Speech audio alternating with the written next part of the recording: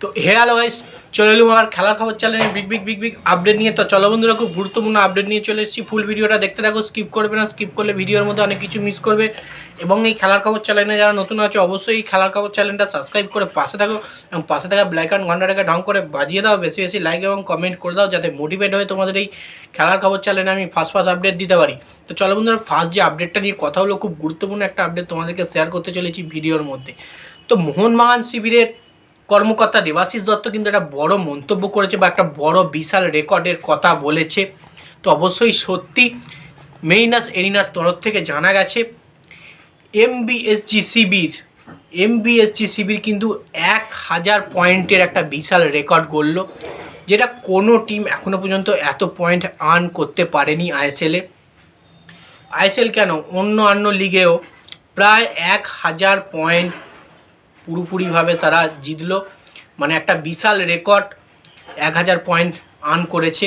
তো সেক্ষেত্রে এই নিয়েই কিন্তু মন্তব্য করেছে মোহনবাগান কর্মকর্তা দেবাশিস দত্ত বলেছে, আমরা সেরা পরোক্ষে বুঝিয়ে দেওয়া যাচ্ছে বা বুঝিয়ে দিচ্ছি, আমরা সেটা পয়েন্টেও বুঝতে পারলাম, কারণ আমরা 1000 পয়েন্ট কমপ্লিট করলাম এবং যেটা এখনও পর্যন্ত আইএসএল থেকে শুরু করে কোনো ক্লাব করতে পারিনি এত পয়েন্ট। তো সেক্ষেত্রে একটা বিশাল বড় রেকর্ড কিন্তু বললেই চলে এটা, যে আমরা 1000 পয়েন্ট কমপ্লিট করেছি এবং এটা মেরিনাস এরিনার তরফ থেকে 1000 পয়েন্ট কমপ্লিট করা হয়েছে, পোস্ট করা হয়েছে, আমরা দেখতে পেয়েছি, জানতে পেরেছি এবং আপডেট তোমাদের দিচ্ছি। তো যাই হোক, নেক্সট যে আপডেটটা দিয়ে কথা বলবো নিয়ে, সেটা হচ্ছে খুব গুরুত্বপূর্ণ আপডেট জেমি ম্যাকলারেনকে নিয়ে। জেমি ম্যাকলারেনও কিন্তু একটা বড় বার্তা দিয়েছে এবং তার বাবা মাকে নিয়ে কিন্তু কিছু কথা বলেছে।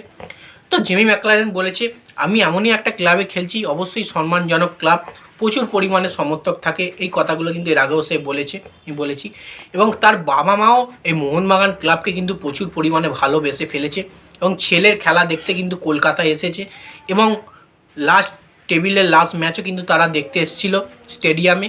এবং জেমি ম্যাকলারেনের খেলা তার ভালো লাগছে, তার বাবা মার ভালো লাগছে এবং এত সমর্থক দেখেছে ক্লাবটা দেখে কিন্তু আরও ভালোবেসে ফেলেছে ক্লাবকে, মোহনবাগান ক্লাবকে জেমি ম্যাকলারেনের বাবা মা। সেটা কিন্তু জেমি ম্যাকলারেনকে নিজেই বলেছে, জেমি ম্যাকলারেনকে বলেছে তার বাবা মা, যে অসাধারণ একটা ক্লাব, প্রচুর সমর্থক, দুর্দান্ত অ্যাম্বিয়েন্স, প্রতিটা ম্যানেজমেন্ট ভালো, প্রতিটা সমর্থক থেকে শুরু করে মোহনবাগান ম্যানেজমেন্টের যত কর্মকর্তা আছে সবার সঙ্গে কিন্তু জেমি ম্যাকলারেনের বাবা মার কথা হয়েছে। তো তোমরা তাহলে বুঝতেই পারছো, একটা প্লেয়ার মোহনবাগানে খেলতে আসছে, মোহনবাগানকে কিন্তু পুরোপুরি নিজের মতো ফ্যামিলির মতো করে নিচ্ছে, প্রচুর পরিমাণে ভালোবাসছে। সবসময় টাকাটাই যে ম্যাটার করে তা কিন্তু নয়, ভালোবাসা সমর্থকদের, সবথেকে বড় হচ্ছে সমর্থকদের ভালোবাসা যদি পায়, সেই প্লেয়ারকে পুরোপুরি সমর্থকরা নয়নের মণি করিয়ে তোলে, যেমন দিমিত্রি বেত্তাতাসকে করেছে এবং সেটা আমরা এখন জেমি ম্যাকলারেনের দিকে দেখতে পাচ্ছি। তো যাই হোক, জেমি ম্যাকলারেন আরও ভালো পারফরমেন্স করুক, তার বার্তাগুলো দুর্দান্ত, তার বাবা মাও কিন্তু খেলা দেখতে ভালোবাসে এবং মোহনবাগান ক্লাবটাকেও ভালোবেসে ফেলেছে। তো যাই হোক, নেক্সট এবং লাস্ট আপডেট যেটা দেবো সেটা হচ্ছে ইস্টবেঙ্গলের কোচ অস্কার ব্রুজোকে নিয়ে। অস্কার ব্রুজোর কিন্তু কপাল খারাপ কেন লিখেছি, যে তার টিমের প্লেয়াররা কিন্তু সবসময় ভালো পারফরমেন্স দিতে পারে না, যার সঙ্গেই খেলুক ভালো খেলবে, লাস্টে গিয়ে কিন্তু সেই ম্যাচ হেরে আসবে।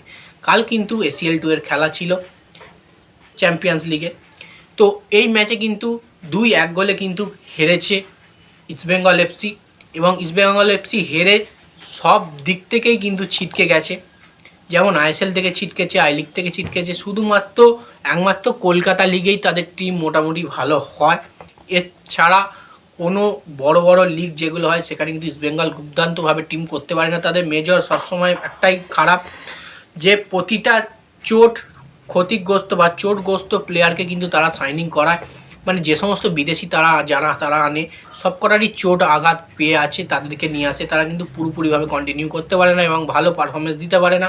রিচার্ড সেলিস খুব একটা ভালো পারফরমেন্স কাল দিতে পারেনি, সাউল কেসপো এবং হেক্টর ইউস্তে ভালো পারফরমেন্স দিতে পারছে না, ক্লেটন সিলভা আর চলবে না ইস্টবেঙ্গলে। তো সেক্ষেত্রেই অস্কার ব্রুজো একটা ভালো কোচ হয়েও কিন্তু তার কপাল খারাপ, এই সমস্ত প্লেয়ার নিয়ে তাকে টিমটাকে চালাতে হচ্ছে এবং হারের মুখ দেখতে হচ্ছে। তো যাই হোক, এই আপডেট ছিল। ভিডিওটা ভালো লেগে থাকলে লাইক কমেন্ট শেয়ার সাবস্ক্রাইব করে পাশে থাকা। চলো বন্ধুরা, নেক্সট ভিডিও আবার দেখা।